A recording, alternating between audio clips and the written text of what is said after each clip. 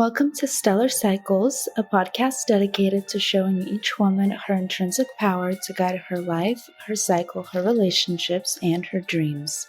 I cover feminine energy, reproductive health, and all things related to being a potent and magical being that is woman.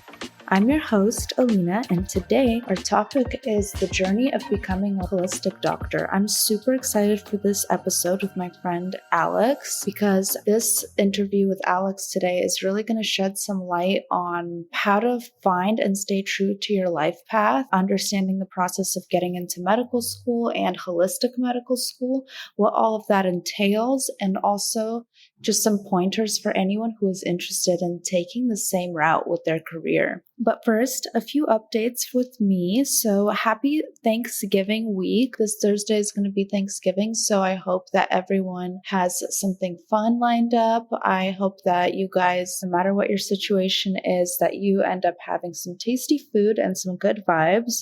And we have some gloomy weather here going on in San Diego, which I kind of love. At least it makes it feel like fall. We actually are having a Friendsgiving for book club that I'm getting ready for today.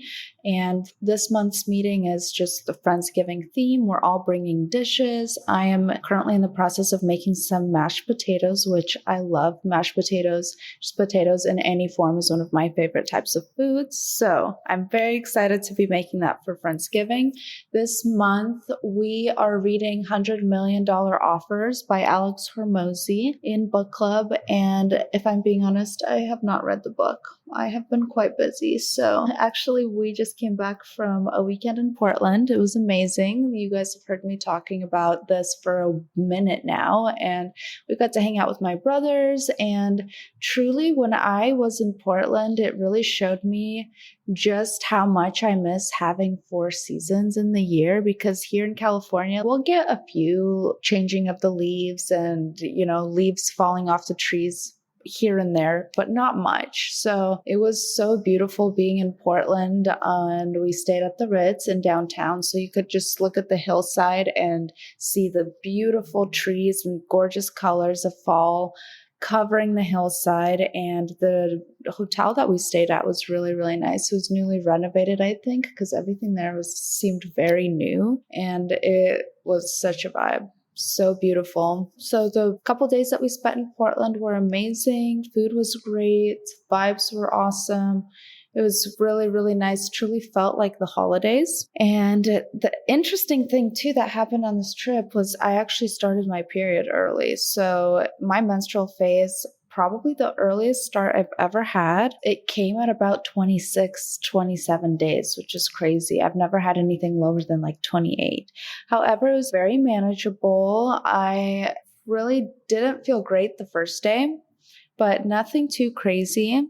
Just felt a little bit like not as energetic as everyone else was. Everyone was like, yeah, let's vibe, let's hang out. But I was just kind of like, I need a nap before we go to this concert.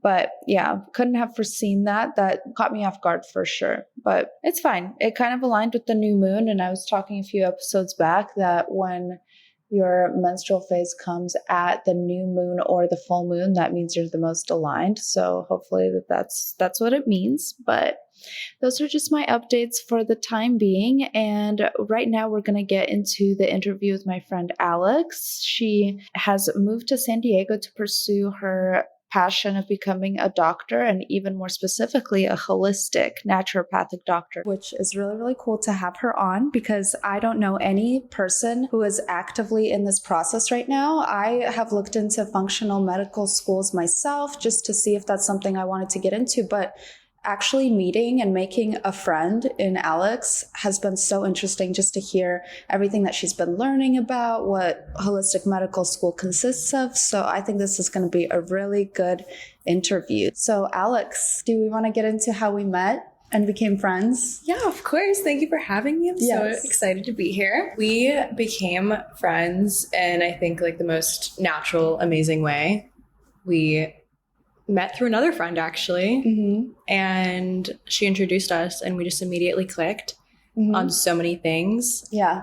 I felt like I was talking to my twin at times. Yeah, it was one of those things where you sit down, you kind of start talking about things in your life, and you're like, wait, that happened to you? Wait, you went through the same thing? It was almost eerie how similar our lives have been. Yeah, it's been crazy. And also, I remember when I moved to San Diego, which was just 2 months ago, and I was thinking about how I really want to make a friend who's into women's health and is really passionate about that. Mm-hmm. And I met Alina, and it was just amazing. Yeah, it was really cool to talk to someone who gets it too and who's just as into it as you are. Because there are, like, I think there's more girls getting into it now, but there's also kind of, you know, some people that if you bring up this topic, they're just kind of resistant to talking about it. And then finding out that you moved here to San Diego for holistic medical school, which was really, really interesting thing to learn about you. And we'll get into that a little bit later. But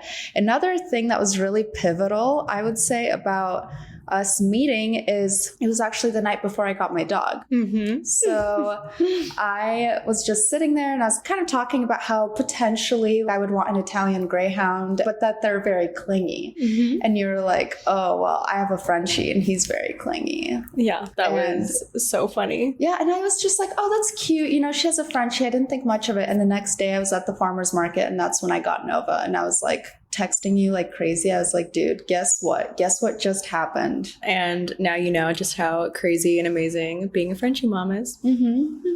Yeah, it's incredible. So we love to get the two of them together. They go absolutely bonkers and it's a really good time. So do you want to talk about kind of like who is Alex? How would you describe yourself to people? Yeah, I guess if I had to do an introduction for all of the listeners, my name's Alexandra and I grew up in New Orleans actually.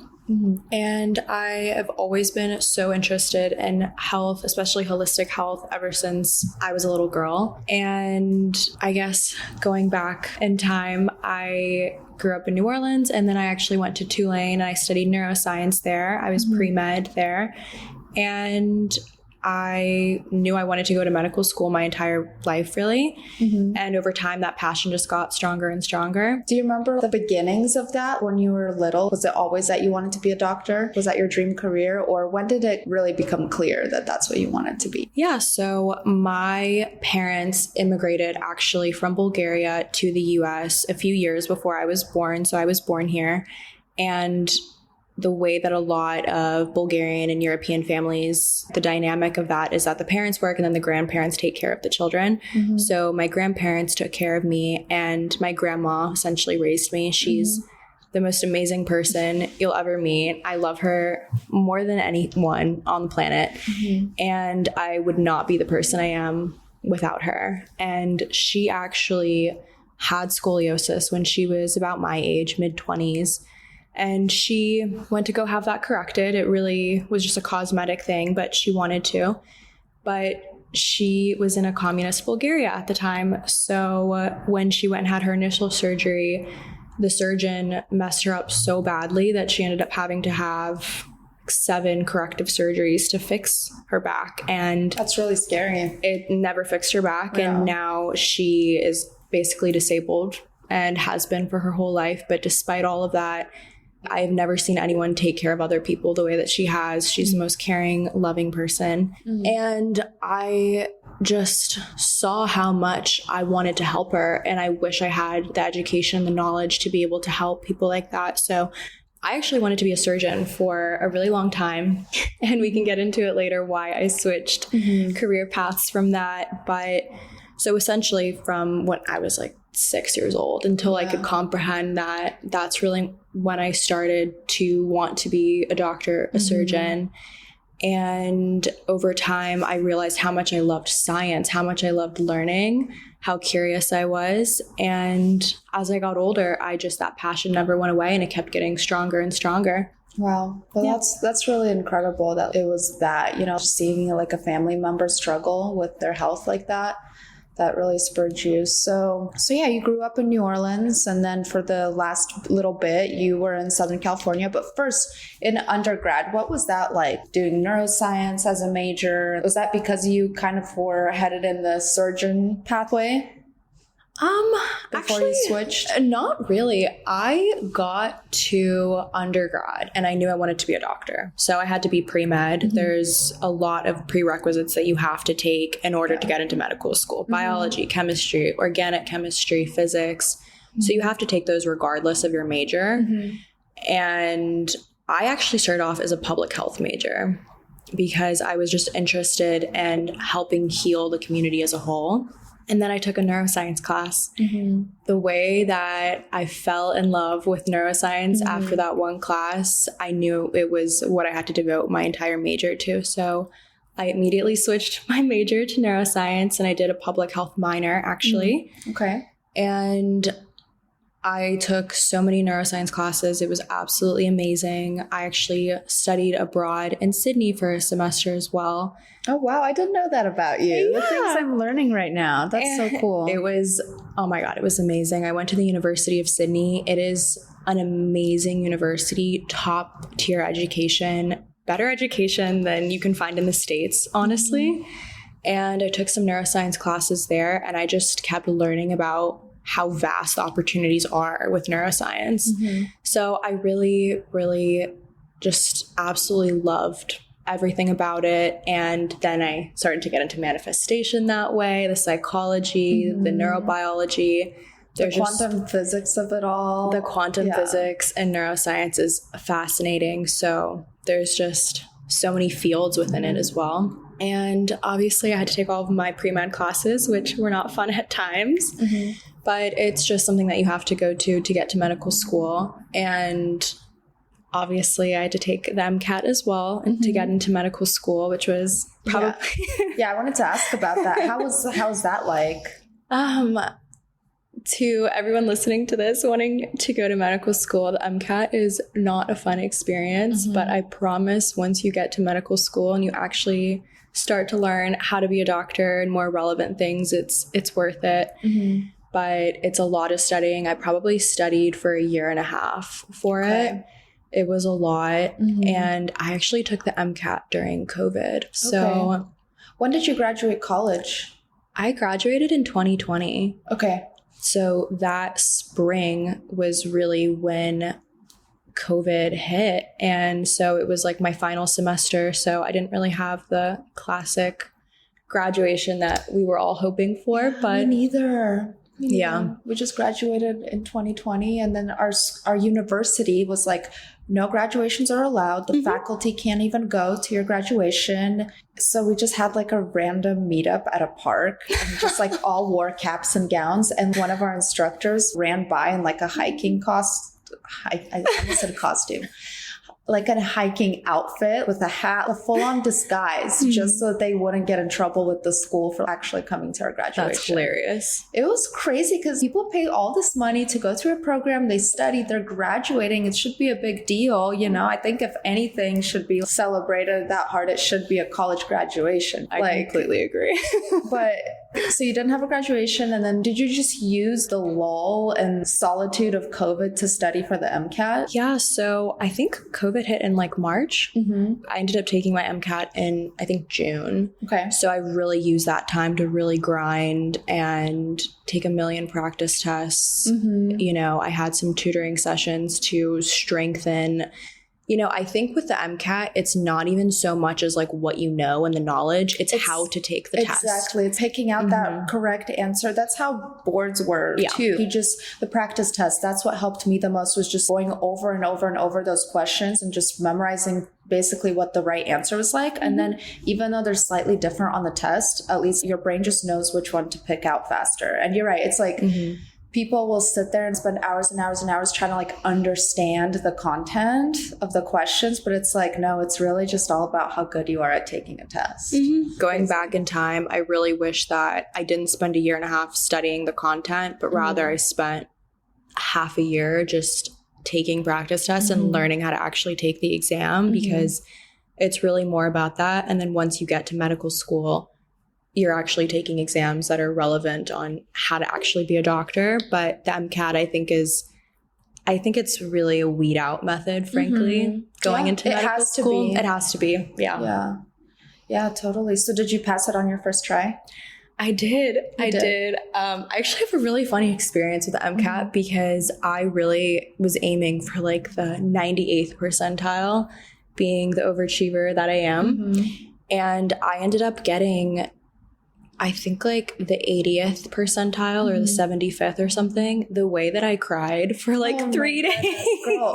Well, that's better than not passing, right? Of course. Yeah. It's a really, really tough exam. Yeah. But you just didn't meet the mark that you set for yourself. Exactly. So yeah, overall, you know, it all worked out. I mean, I'm so happy where I am today. So I think for everyone listening, it's really the journey. And even if one little thing doesn't go as planned, down the line, everything works out really the way that it's meant to be. So, you know, it worked out. I think you need around a 5.10 in order to get into most medical schools. That's kind of the standard. Maybe that's changed in the past 2 years, but that's what it was when I applied 2 years ago. And I think the average that everyone gets kind of on the MCAT is a 500. Okay. So I think a 5.10 is like the 75th percentile or something around there, 80th. And that's kind of the score that you need to get into med school. But I think a lot of people put so much pressure on how that exam defines themselves, which it really, really doesn't. So you passed it. And then what happens next? Do you start applying to medical schools? How did you pick the ones that you applied to? And how did you get into the one where you started off at? Yes. So applying to medical school is such a crazy process, but you are kind of expected to apply to like 20, 30 schools. Right. And if you get into one, you are incredibly lucky. That's kind of how it is in the States. So growing up in New Orleans, all of the doctors that I knew all had MDs, which stands for medical doctor. And that was all that I knew going into the application process. So as I started applying, I applied to probably 20 MD schools, and then I discovered DO schools, which stands for Doctor of Osteopathic Medicine. It is a more holistic version, supposedly, of traditional medical school. So I actually ended up applying to probably 10, so like 30 schools total. And I actually decided that I would rather go to a DO school because it was kind of marketed as a middle ground between very dry Western medicine and then a little bit more holistic medicine. So I got really excited about the idea of osteopathic medical school, and I knew that I wanted to go to medical school in California. That was what I had set out for such a long time. I knew I wanted to live here and be a doctor here. And so I narrowed that down to the 6 schools over here. And I set my eyes on this one particular school that I went to last year that I was convinced was like the perfect medical school for me. It was in California. It was holistic, and they talked so much about how much they cared for us. And it was a DO school, not an MD school? Yes. Okay. So it was a DO program in California, in Southern California.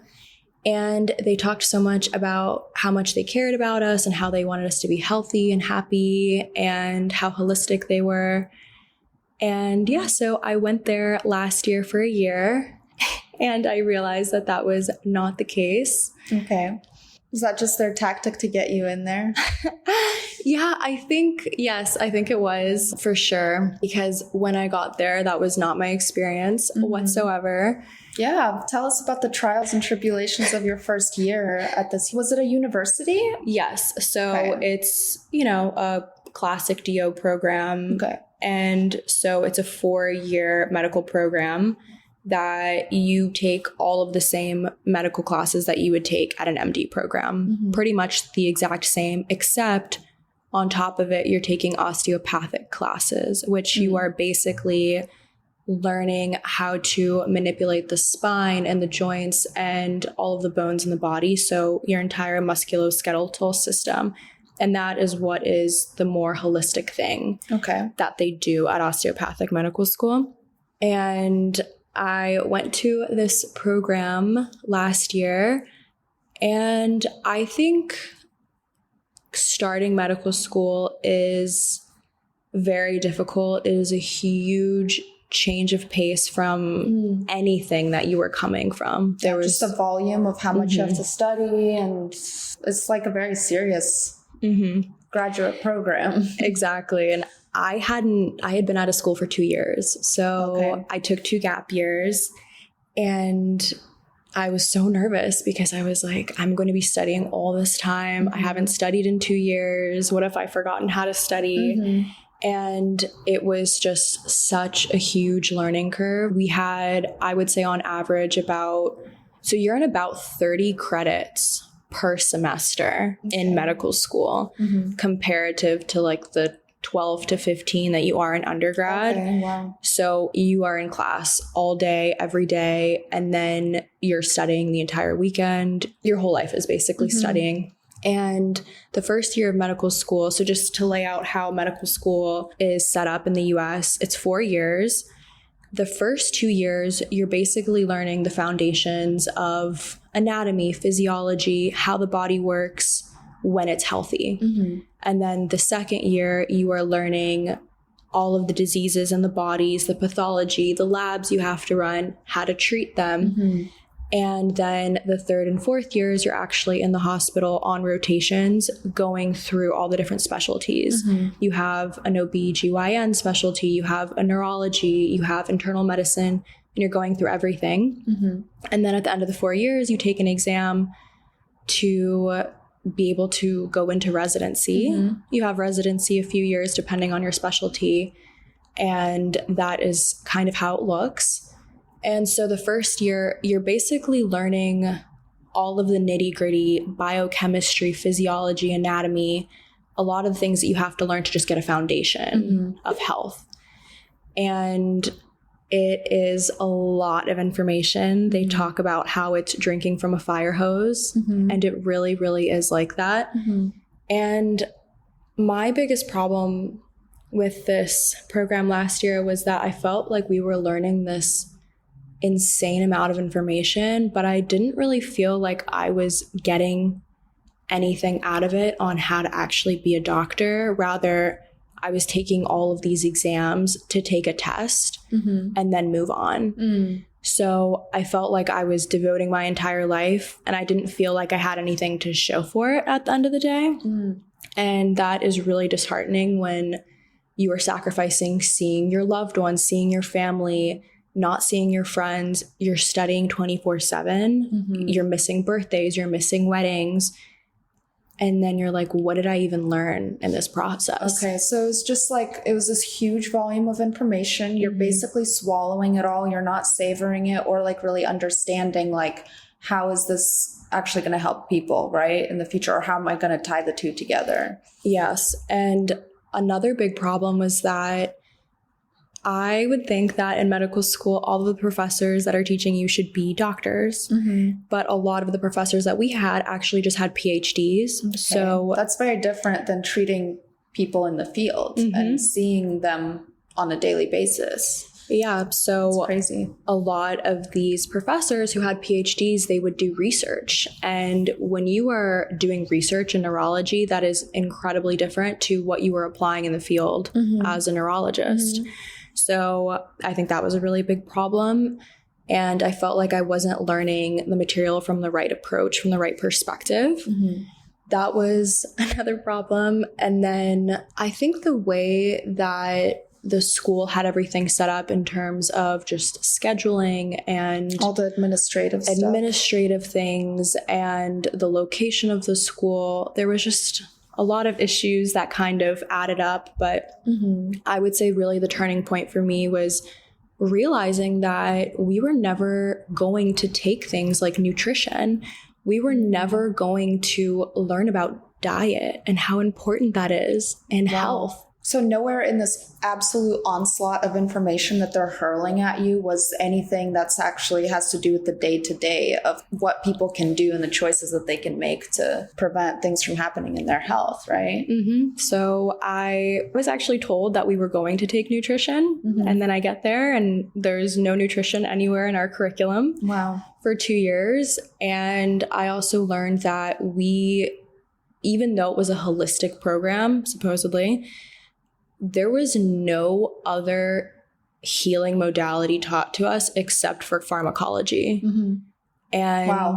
So pills. Literally, so Yeah. pills was the only thing. I mean, if you have a stomach ache, here's a pill. If you have a headache, here's a pill. I'm sorry, but that sounds like the pipeline that most Western medicine medical students go through. They just go through all this studying. Yes, you do have to learn a lot about the human body to be able to treat it, but I feel like this overload and the takeover of your time that happens is actually meant to keep you focused on this pathway that's laid out for you, like medical school, residency, and then boom, just paying off your loans for half of your life and pushing pills. You know what I mean? Mm-hmm. But then they don't have time to focus on other things, or maybe they have to go through additional schooling to then become functional. If they truly want to become a functional doctor, you know, they have to do that on top of their MD already. So when did you decide, okay, I'm not coming back to this school. I need to find something else? I think it was really around the time that I truly realized that we were not going to be taught anything other than pharmacology as a healing method. That was the only healing method that we were taught. And of course, I had a few of my OMM manipulation classes, but I think I really felt like something was really off in my body, really from the very beginning, as, you know, women's intuition knows. But I think I just really attributed that to, oh, it's medical school. Yeah, because it's hard. You've never been through it before. You're just like, this is just what it's like. This is what everyone was talking about, you know? So I think I really was just thinking about how this is just something I have to go through. Oh, it's really hard. And I had a really hard time distinguishing between, oh, this is hard, but it's for my betterment and my development, or this is really hard and I'm on the wrong path. And so I think really kind of towards like February, so, you know, a little bit over a semester in, I was trying to be so positive the entire year. And I really just thought this was something I had to go through, and then it would be better next year. It'd be better next year. It'd be better next block. And it never was. And even my friends and family, my boyfriend, my mom would tell me how they didn't see me happy. They saw that I wasn't myself anymore. And I was kind of losing myself in the process. And I tried to stay really positive throughout the whole thing. And I developed coping methods like laughing at everything and stuff to just try to, you know, raise my spirits. But I realized that I wanted to be a holistic doctor. And I felt like I was wasting my time and my years just going down this path that was laid out for me, but I wasn't actually learning anything towards being a holistic doctor. So I actually started to look around and see what choices I had. I was thinking about transferring to another school. Maybe it was just the school. And so that opened up the box of, oh, I can go elsewhere. And in this process of thinking about transferring, I actually discovered naturopathic medicine, which is a form of medicine in the States where you would be going on a 4-year program, same as an MD or a DO program. You would get an ND at the end of it. You were a doctor, a naturopathic doctor.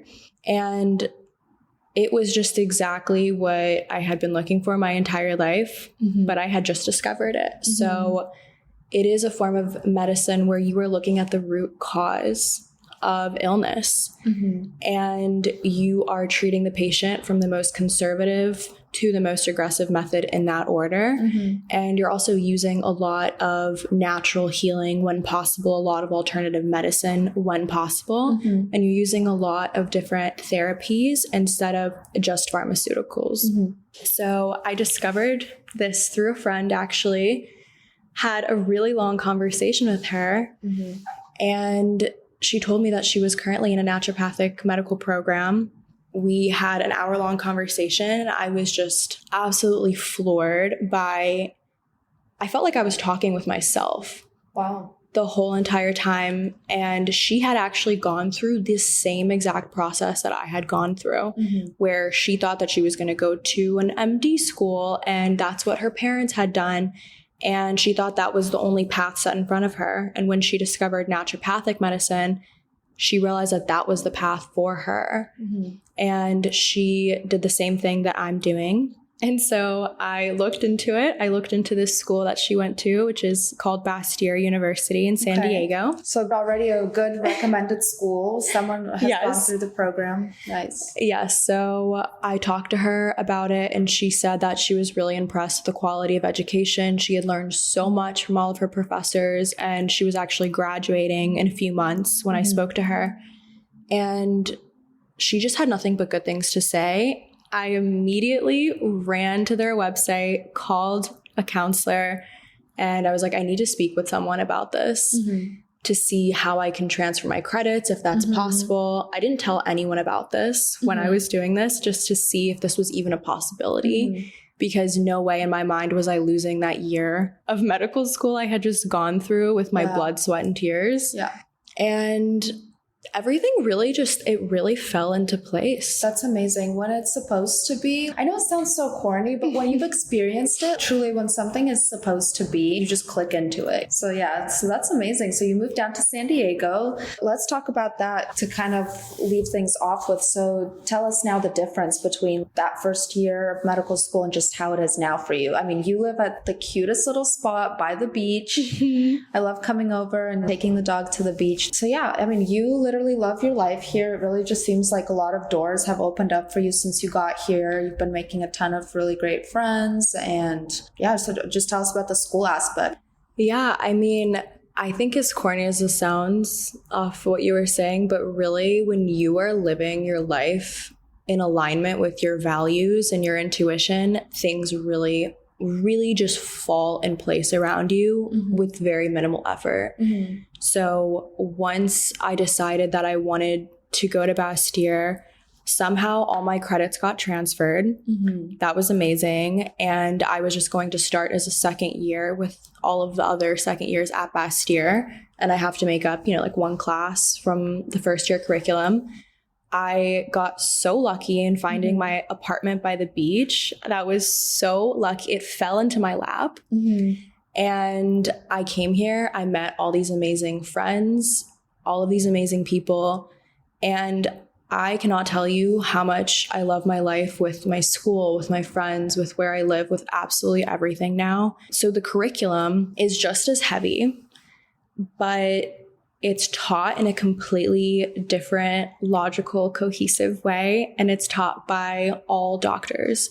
So that's a big difference from last year. Yeah. And all of the professors who are teaching me, they're practicing. We have a clinic actually at Bastyr, and they are working in that clinic with students, and they're practicing doctors every single day. This is not some side teaching thing. They're not retired. They are still practicing doctors, and they are teaching us everything that is relevant to being a great holistic doctor.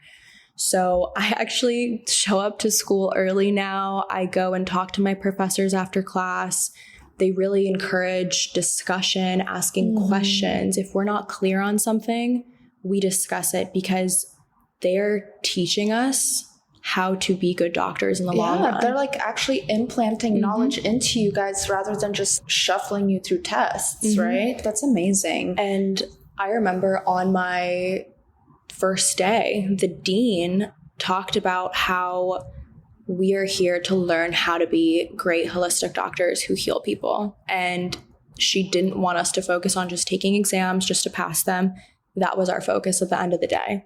So that in itself was a 180 difference. Wow, yeah. Now, so since I'm on my second year, now I'm learning about all the diseases in the body. I'm also starting to learn therapeutics. So I'm actually taking classes in herbal medicine. I love that. And we're learning about how to make all of our different tinctures and teas and salves and balms. It's so amazing. It's so much fun. We just show up to class and we can come up with, say we want to come up with a PMS tea, and we go up to the professor and we're like, hey, what are a few really good herbs if we haven't learned them yet? And we just come up with these concoctions in class, and then we can take them home and actually use them and see firsthand just how much they help us. And I'm just taking so many classes that are so interesting. I'm also taking behavioral medicine classes. So essentially how to be a good psychiatrist, how to be a good counselor, how to get to that, mind, part of the mind, body, spirit in people. I love that it really teaches you how to see the patient as a whole and be able to approach them on every level, not just when it comes to the body or the physical manifestations, but also whatever's going on with their soul and their spirit and their mind. 'Cause it's an entire package. That's what I love about holistic medicine is it just looks at the person as a whole, Yeah, it can be a lot of different problems, but it's usually all just one problem, right? It's all one root cause. Yeah, that's a really core value of naturopathic medicine is that you are looking at the whole person. You're looking at mind, body, spirit, the entire picture. You don't leave anything out. So if you go to a naturopathic doctor for a visit to establish care, your first visit with that naturopathic doctor is an hour and a half on average. Yeah. Goes over your entire life from when you were little, every condition. I love that. That's what I really liked about the Parsley Health that I do online. I do want to ask you, what are your future aspirations as a doctor? Do you have a dream that you're hoping to accomplish? What I really love about naturopathic medicine is that I really feel like it opens up more doors for you because you can really do anything with this degree and you're not on such a narrow path that you are with a traditional medical program. So a lot of naturopathic doctors, they kind of specialize in one area, but then you're still treating the entire person. So anyone can really come to them. I personally am really interested in mental health and neurology, but I also really love dermatology. So I have to see over time what I'd really like to narrow down on, but I really like so many fields. I really like women's health as well. There's psychodermatology. That's a new emerging field where they actually marry psychology and mental health with dermatology because a lot of skin conditions come from people's mental disorders or like OCD or things like that. I mean, you could definitely do something with the both of them. Yeah, I have really loved the idea of a holistic dermatologist because now if you go to a dermatologist with acne, they 9 times out of 10 will prescribe you either Accutane or an antibiotic. They don't look at anything else in your life. And I want, if someone comes to me with acne, for me to look at their entire life, their hormones, their sleep, their diet, their sensitivities, absolutely everything, and be able to get to the root cause to heal it forever instead of just giving an antibiotic and never seeing them again. So there's so many places I could go, and I'm just really excited to see where I go and how I develop in terms of just going to medical school and like learning so many different things. I think so many professors have multiple degrees and I learn so much more every single day. So I think really the world's my oyster at this point. Yeah, 100%. And you literally run into things over time that keep you on your true path. Like this, you didn't know about this medical school from the beginning, and there had to be a reason for that, so you had to go through that experience so you could appreciate this new experience even more. So just to leave off, what kind of tips would you have for the listeners? Let's say if they're interested in doing this, should they just look into medical schools in their area? Should they come to California? How should they go through this if they are going through a really tough time at medical school? Just any sort of advice you want to leave. I think that if you are passionate about health and you don't see yourself doing anything else, and that is your one true love, I think that you should 100% do it and put your all into it. I think that if you specifically like holistic health and you want to be a holistic doctor, I would 100% recommend looking into naturopathic medical schools in the US. And there's a few in Canada as well, because that is just going to be the most fulfilling path for you. And I would recommend my school, Bastyr. It's absolutely amazing. I've had such a great time since I've been there. And I think that it's a hard, long road, but I think that if you're passionate and that's really what you see yourself doing, then you should really trust yourself and have the confidence that you can do it, because we need more passionate holistic doctors that are really here to take care of everyone in the community. Yeah. Thank you so much. Thanks for telling us about that and sharing all those experiences.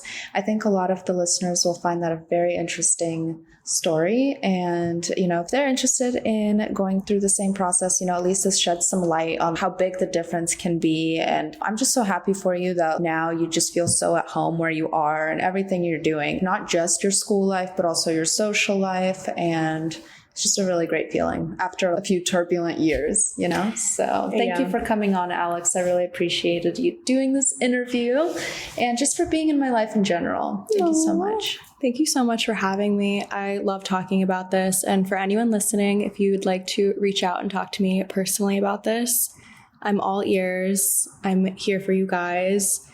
And yeah, thanks so much for having me. All right, guys, don't forget to follow us. Stellar Cycles on Instagram will be at Stellar Cycles Pod. And you can follow Alex at Alexandra, Kharalampiev, Kharalampiev. And then don't forget to follow the link in our bio. That'll give you the free grocery guide based on the phase that you're in at your cycle. So whenever you're going to the grocery store, you can just glance at this, copy it to your reminders, your grocery list, and have a starting point for what you should be eating during that phase in your cycle. So don't forget to grab that for free. Please give us a 5-star rating if you enjoy this podcast. And if you're feeling extra generous, I really love to read the reviews that you guys leave for me. So please write us a little note there. And until then, spread the good word about Stellar Cycles to your fellow women, and let's all elevate our lives, cycles, and dreams together. Till next time, Stellar Cycles out.